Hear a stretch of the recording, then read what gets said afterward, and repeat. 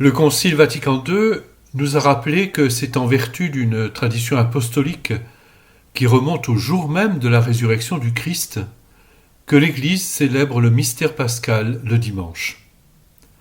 Ce jour, nous faisons mémoire de la passion et de la résurrection du Seigneur dans l'attente de sa venue définitive. En 304, les martyrs d'Abythène, petite ville de l'actuelle Tunisie, avaient parfaitement compris le sens profond de l'affirmation qui leur valut la mort. Sine Dominicu non possumus, ce qui signifie « nous ne pouvons pas vivre sans le rassemblement du dimanche ». Eh bien, pas plus que nous ne pouvons vivre sans le rassemblement du dimanche.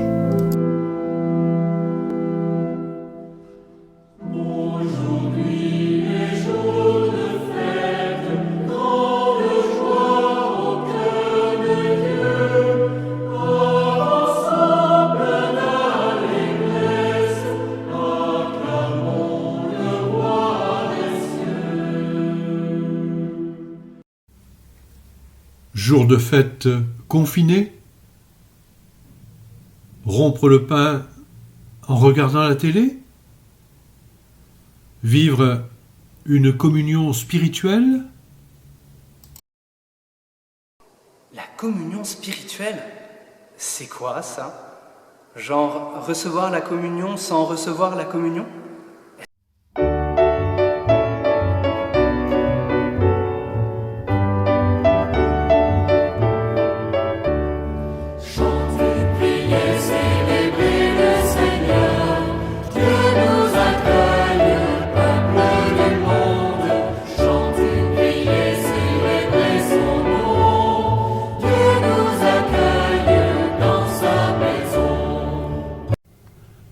Oui, dimanche, premier jour de la résurrection, Dieu nous appelle à nous rassembler.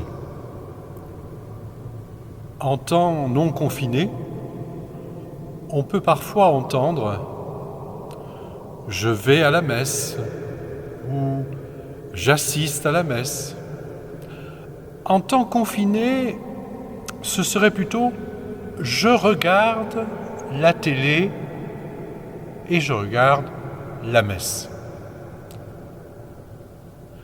Et si, quelles que soient les conditions, nous bannissions les mots « assister » et « regarder », qui nous mettent dans une situation bien passive, pour plutôt entrer dans une participation active à la messe, quel que soit le lieu et les conditions qui me sont imposées pour la vivre.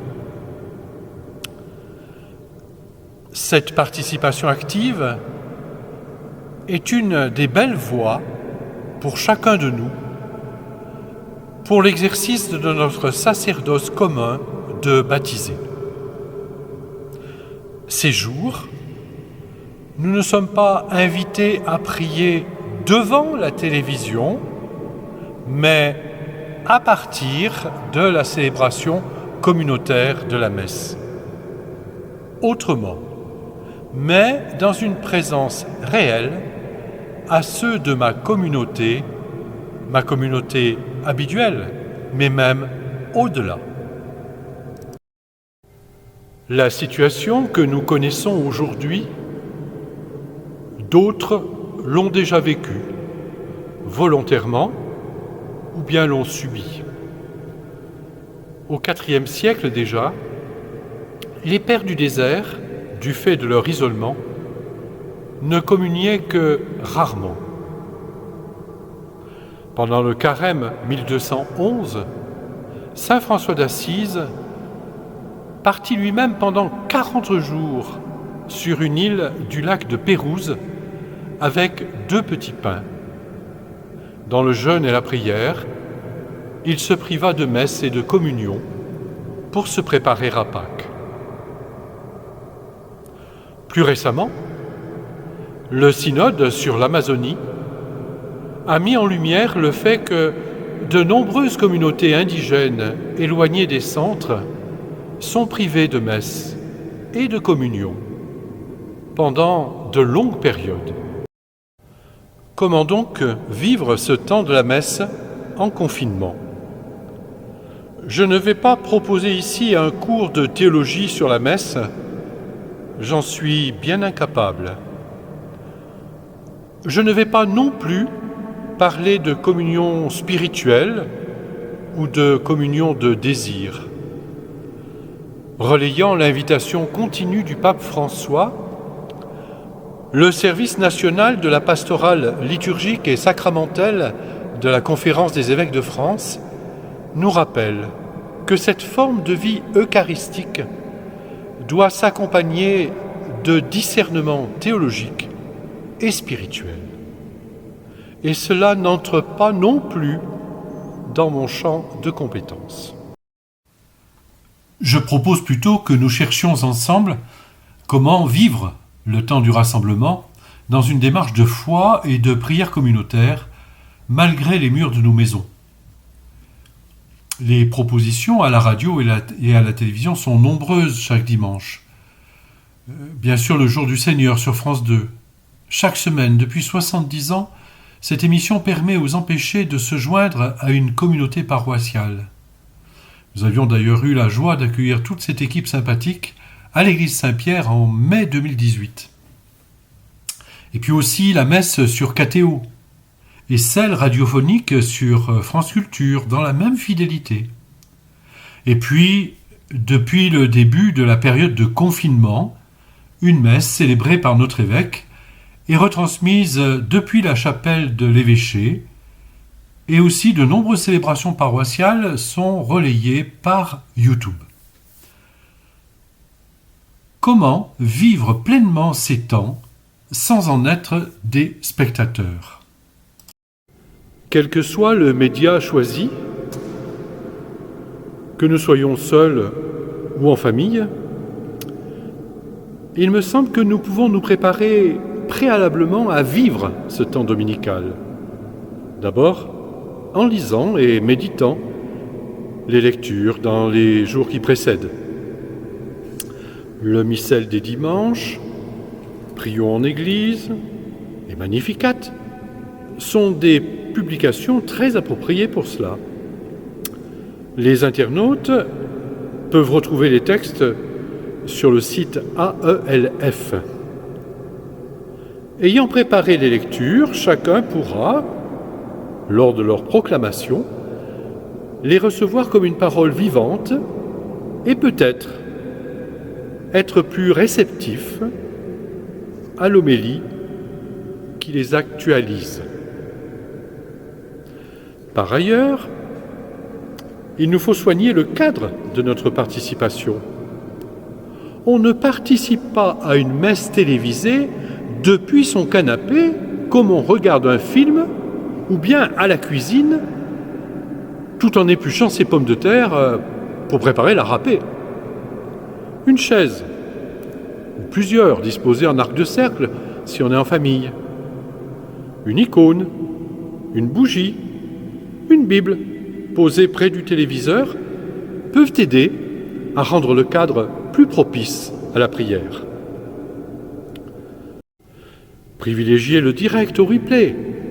Le direct permet davantage d'entrer dans une communion invisible avec tous ceux qu'on sait devant leur écran. S'y installer avant la prise d'antenne pour avoir le temps de faire le calme en soi. S'associer aux prières habituellement prononcées par l'Assemblée en les disant tout haut, même si je suis seul à la maison. Se lever à certains moments, comme on le fait à l'église, en particulier au moment du credo. Et ne pas hésiter à chanter. Tous les instants que nous vivons avec la communauté invisible sont importants. Cependant, j'aimerais vous proposer d'avoir une attention toute particulière à 3 moments particuliers de la célébration. D'abord, la prière universelle. Elle nous permet de porter des intentions de l'Église, de tous les hommes et les nôtres. N'hésitons pas à y ajouter justement les nôtres. Le geste de paix, c'est peut-être à ce moment que nous allons décider d'une personne plus isolée que nous appellerons dans la journée pour lui transmettre la paix du Christ par le moyen du téléphone. Le moment de la communion, un temps privilégié pour prendre conscience de la situation dans laquelle vivent tant de nos frères empêchés de communier et qui le désirent pourtant de tout leur cœur. Je pense aux malades, aux personnes détenues et aussi aux personnes divorcées remariées. C'est pour eux et avec eux que nous pouvons dire la prière que nous propose le pape François.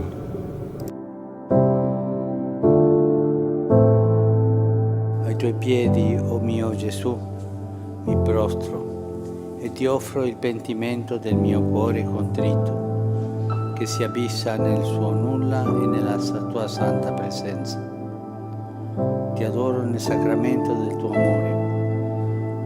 Desidero riceverti nella povera dimora che ti offre il mio cuore. In attesa della felicità della comunione sacramentale, voglio possederti in spirito. Vieni a me, o mio Gesù, che io venga da te. Possa il tuo amore infiammare tutto il mio essere per la vita e per la morte. Credo in te, spero in te, ti amo. Et puis, n'oublions pas la quête. La collecte a un sens liturgique important. Ce que nous donnons à la quête, c'est très symboliquement le don qui nous associe au don même du Christ pour notre salut. Alors, utilisons pour cela les nouveaux moyens qui nous ont été proposés, notamment par Internet. On l'aura compris,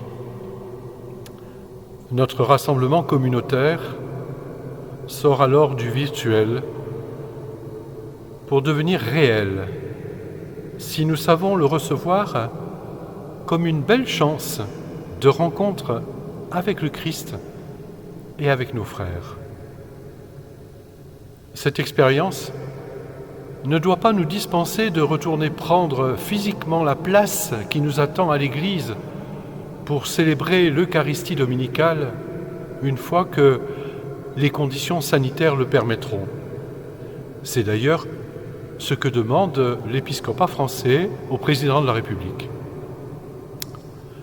Peut-être cette disette, ce jeûne, nous aura-t-il permis de mieux comprendre, désirer et vivre la communion eucharistique. En attendant, dès maintenant, et avec les jeunes du monde entier, en communauté virtuelle à Thésée, réjouissons-nous avec le ciel et la terre de la résurrection du Christ. Que leur joie soit la vôtre. En attendant le vaccin, je vous laisse avec eux. À très bientôt.